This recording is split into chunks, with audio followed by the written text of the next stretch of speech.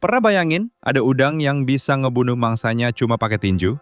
Atau burung yang bisa niru suara chainsaw sampai bayi nangis? Ini bukan film Marvel. Ini dunia nyata, dan hewan-hewan ini punya kekuatan super, yang manusia cuma bisa iri. Mari kita mulai dengan udang mantis. Namanya boleh imut, tapi jangan tertipu. Tinju udang ini kecepatannya lebih dari 80 km per jam di dalam air.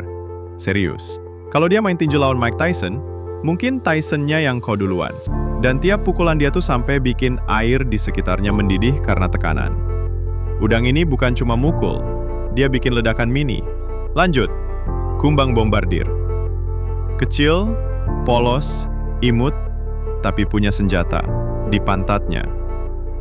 Saat diserang, dia nyemprotkan cairan panas mendidih dari belakangnya kayak, "Ups, maaf ya, aku ngeluarin lava dikit."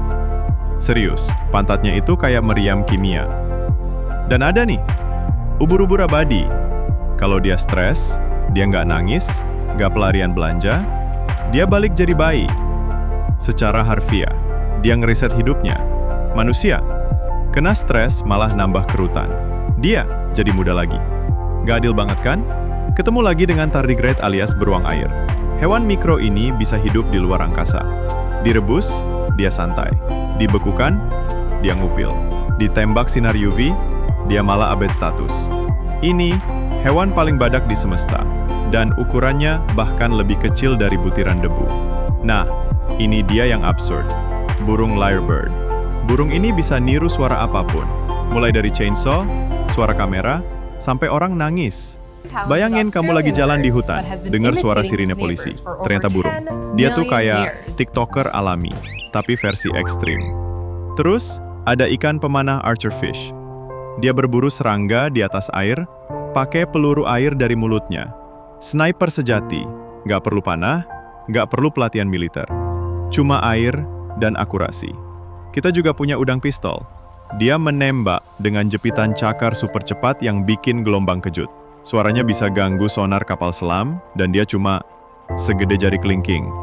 Udang ini kayak agen rahasia laut. Dan jangan lupakan gurita peniru. Dia bisa berubah bentuk jadi ular laut, ikan singa, bahkan makhluk laut lainnya, hanya buat nyamar. Kalau manusia bisa kayak dia, pasti banyak yang kabur dari utang. Ada juga nih, katak kayu Alaska.